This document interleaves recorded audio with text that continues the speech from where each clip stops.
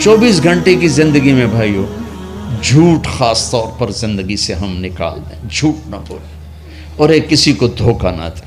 میرے نبی نے فرمایا میرا امتی ہر گناہ کر سکتا، دو نہیں کر سکتا، ایک جھوٹ کبھی نہیں بولے گا، ایک دھوکہ کبھی نہیں دے گا۔ تو ہم جھوٹ نہ بولیں، دھوکہ نہ دیں، ظلم نہ کریں، زیادتی نہ کریں۔ ظلم و زیادتی سے اللہ کا غضب حرکت میں آ جاتا ہے۔ میرے نبی نے فرمایا من آذا ذمیا فقد آذانی، جس نے کسی غیر مسلم کو بھی دکھ پہنچایا تو اس نے مجھے دکھ پہنچایا، جس نے کسی غیر مسلم کو دکھ پہنچایا اس نے مجھے دکھ پہنچایا۔ میرے نبی نے تو اپنے ساتھ رہنے غیر مسلموں کے ساتھ اتنی رحمت للعالمین کا ثبوت دیا۔ ہم ان کے برتن بھی الگ کرتے، وہ برتن کو ہاتھ لگانے میں کہ دھو، برتن دھو کے لاؤ، اتنی نفرت کا اظہار۔ بھائیو محبت سے رہیں، اپنے کاروبار میں ہو سچ بولو، صحیح تولو، وعدہ خلافی نہ کرو، وعدے سے پھرو مت، کسی کو دھوکہ نہ دو، کسی کو فراڈ نہ کرو۔ بازار کا دین سچائی ہے، صحیح تولنا ہے اور دھوکہ نہ دینا ہے۔ گھر کا دین ماں باپ زندہ ہیں، ان کے پیر دھو لو، ان کی دعائیں لے لو۔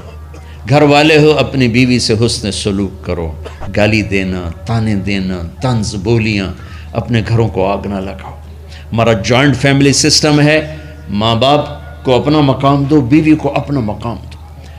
ہمارا سسرالی معاشرہ ظالم ہے، درد سے کہہ رہا ہوں ظالم ہے، ہمارا سسرالی معاشرہ ظالم ہے، چاہے دیندار کہلاتے ہوں، چاہے دنیا دار کہلاتے ہوں، چاہے پڑھے لکھے کہلاتے ہوں، چاہے ان پڑھ کہلاتے ہوں، ظلم ہے۔ میں کہاں سے اس کی تعویل کروں؟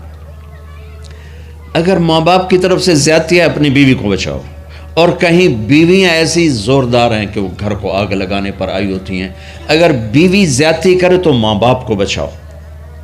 یہ تمہارا کام بیچ میں ایک پل بننا ہے، دونوں رشتوں کو جوڑنا ہے۔ جس طرف بہنوں کی طرف سے زیادتی ہے بیوی کو بچاؤ، بیوی کی طرف سے اپنے دوسرے رشتوں کو بچاؤ۔ ہم اس میں افراط ہوتا یعنی کمی زیادتی کا شکار ہیں۔ کچھ ماں باپ کے پریشر میں بیویوں پر ظلم ڈھا دیتے ہیں، اور کچھ بیویوں کے پریشر میں ماں باپ کو ذلیل کر دیتے ہیں۔ یہ دونوں انسانیت سے دور کی چیزیں ہیں۔ بھائیو اپنے نبی کی زندگی پڑھو اللہ کو۔ میرے نبی کی ایک حدیث سناؤں، میرے نبی نے فرمایا یہ جو میرے مدینے والے لوگ ہیں نا یہ بڑے اچھے ہیں، ان کے گھر میں جب کسی کی ڈولی اترے نا تو اسے یوں لگتا ہے جیسے میں اپنے ماں باپ کے گھر ہی آ گئی۔ یہ چند دن پہلے میں نے حدیث پڑھی تو مجھے بڑا مزہ آیا کہ میرا تو مستقل مضمون بیان کرتا رہتا ہوں۔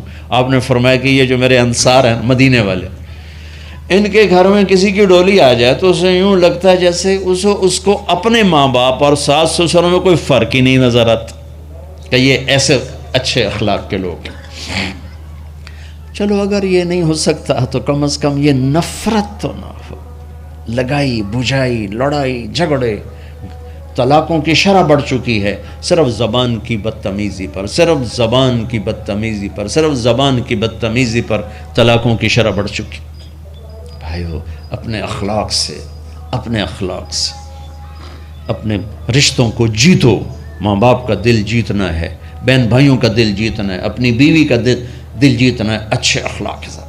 بیوی کے ذمہ خاوند کا دل جیتے اچھے اخلاق کے ساتھ، ساس سسر کا دل جیتے اچھے اخلاق کے ساتھ، اپنے بہن بھائیوں کا دل جیتے اچھے اخلاق کے ساتھ۔ میرے رب کی قسم تم چپ رہنا سیکھ لو، عزت تمہارے قدموں میں آ کے گرے گی۔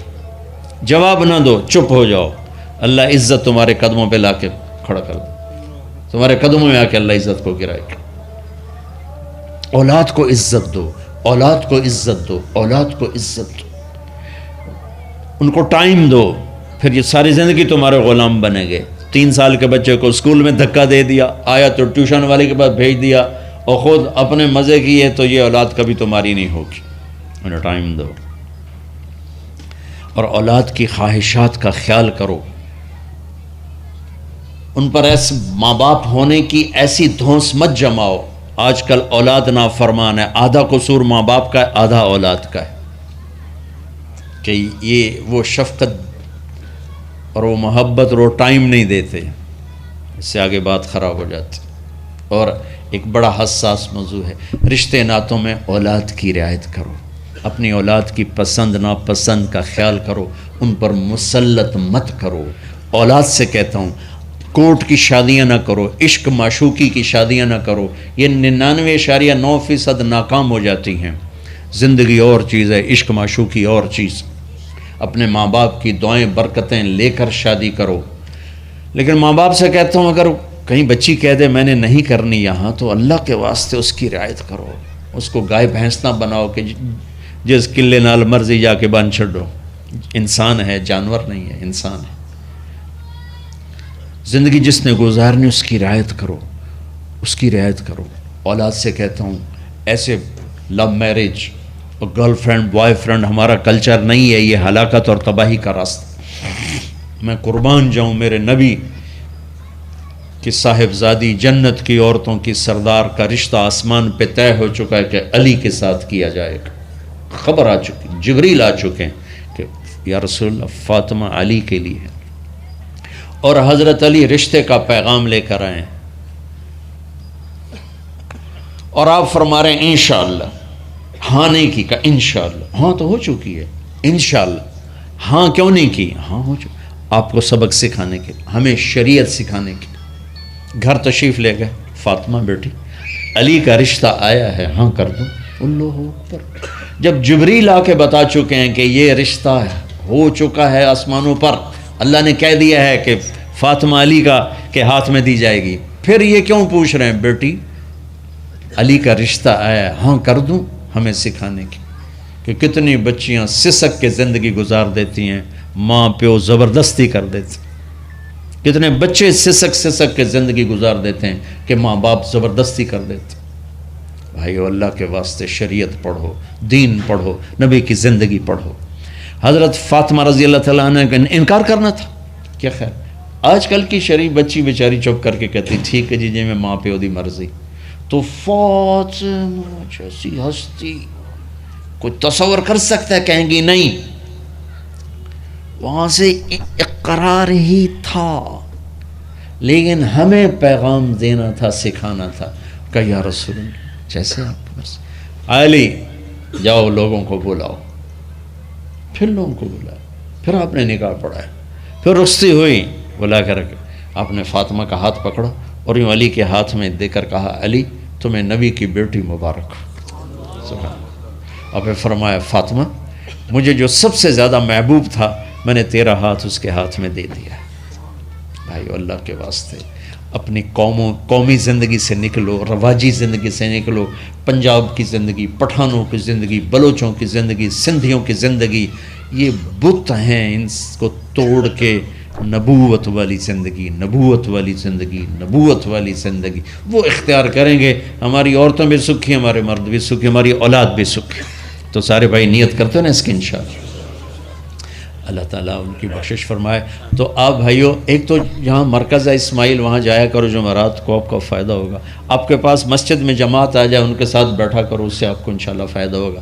مہینے میں 3 دن جایا کرو، اس سے آپ کو انشاءاللہ راستہ ملے گا۔